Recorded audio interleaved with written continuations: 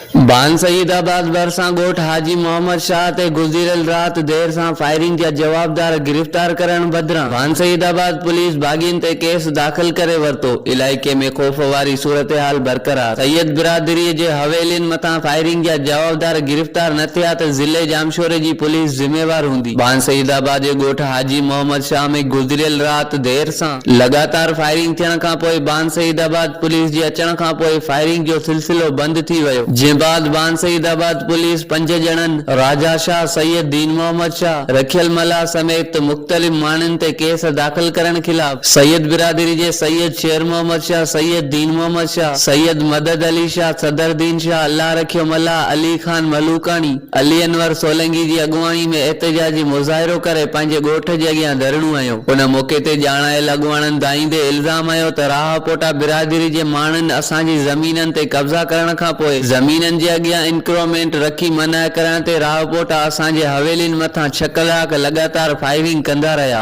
अहिड़ो इतला हद जे बान सईदाबाद थाणे ते ॾिनोसीं, पर बान सईदाबाद पुलिस राहपोटा बिरादरी जी वंगार वंदे उल्टो असां मथां हथ ठोकिया केस दाख़िल कया आहिनि। जॾहिं त बान सईदाबाद पुलिस हुकूमती धुर जे माण्हुनि जे चर्च ते असां खिलाफ़ केस दाख़िल करण जो सिलसिलो जारी आहे। उन ॾस में असां बान सईदाबाद थाणे ते केस दाख़िल कराइण वियासीं, पर बान पुलिस राहपोटा बिरादरी जी वंगार वंदे सियासी बुनियाद ते केस दाख़िल कया विया आहिनि। हिक तरफ़ राहपोटा बिरादरी जे जाफर, शमन ऐं शाहनवाज़ राहपोटा ऐं तरह जे बाअसरनि असां खिलाफ़ ऋण ॿारे ॾिनो आहे। ॿिए पासे राहपोटा बिरादरी जाफर राहपोटो चयो त असां फायरिंग नाहे कई, जॾहिं त बान सईदाबाद पुलिस जे SHO अली परियो ॿुधायो त सैयद ऐं राहपोटा बिरादरी जे ॿिन्ही धुरियुनि में ज़मीन ते तकरार हलंदड़ आहे। असां फायरिंग बंदि कराई आहे। केस दाख़िल हिक तरफ़ ज़रूर थियो आहे, जंहिं लाइ असां मजबूर आहियूं वधीक जांच करियूं पिया।